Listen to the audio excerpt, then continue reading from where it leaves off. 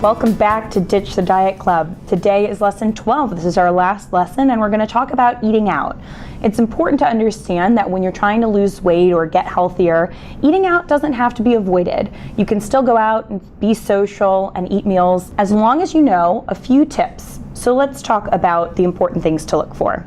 First is considering the actual size of the plate that you're given your food on. So a smaller plate, like a salad plate, is actually an appropriate size for a meal. When was the last time you saw this plate size at a restaurant? Probably never. This is a dinner size plate, which is what you're more likely to see. Sometimes they're even larger than this. So try and think about that plate size and maybe even split an entree with whoever you're with, or take half home with you. You can also try ordering from the appetizer menu. You can order a la carte and put together your own meal, or you can try loading up on vegetables before you start the meal. So start with a big green salad to help fill that stomach space like we talked about in one of the previous lessons, or you can try having a couple of vegetable side items with your meal. So let's think about specific types of cuisine. Maybe you like Italian. Italian would be my favorite. When eating Italian, think about the bread basket. Think about the pasta. There's a lot of carbohydrate choices when we come to Italian food. The best way to balance this is to choose your favorite one. So instead of having the bread before the meal, maybe you want to skip the bread, have a small side portion of pasta and some salad to help fill you up. Maybe a little bit of lean protein like a chicken, which most restaurants would have. When you think about Mexican food, same thing, basket of chips, very easy to go overboard on the chips.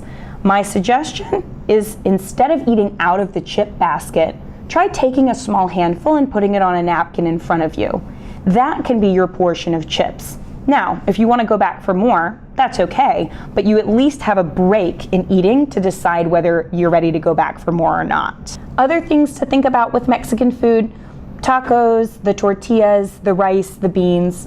Again, lots of carbohydrates there. So think about maybe ordering tacos, eating one of the shells or tortillas, and then eating the insides out of the other tortilla.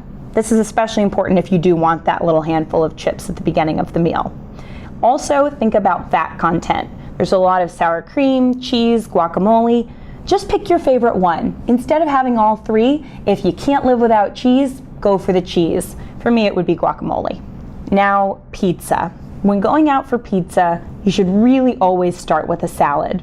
We've talked about this before, but pizza is a pretty high calorie food, but it's low volume, so you can eat quite a few pieces without beginning to feel full.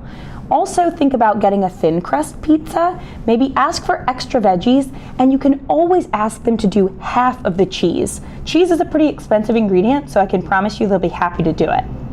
Next, sandwiches. When going out for a sandwich, think about maybe making your sandwich open-faced, taking off that top layer of bread, or getting a wrap instead of 2 pieces of bread on your sandwich. This helps cut back on the carbohydrates just a little bit, and then load up on those vegetables. Again, pairing it with a side salad, maybe some apples on the side, some carrots. Think about all those ways to fill the space of your stomach with fruits and veggies instead of processed carbohydrates. Finally, sushi. Sushi tends to be pretty high in carbohydrates, and refined ones at that, with the white rice, and kind of low in protein. So when going for sushi, first think about maybe starting with a broth-based miso soup and salad to help fill the stomach, and maybe even some edamame. That will help increase your protein intake for the meal. You can also think about choosing rolls that are not fried or covered with the spicy mayo, which is delicious, or choosing mostly nigiri, which is fish with just a little bit of rice or no rice at all. And those will help you to feel more full and to eat less of the carbohydrates at the meal. So bottom line, you can eat out and still live a normal life and work towards your wellness goals. So this brings us to the end of Ditch the Diet Club. At this point, we've had 12 lessons of material, 12 weeks, for you to build those skills to be an intuitive eater. We are all intuitive eaters at heart. We just have to tap into those internal cues that we've discussed in our earlier lessons.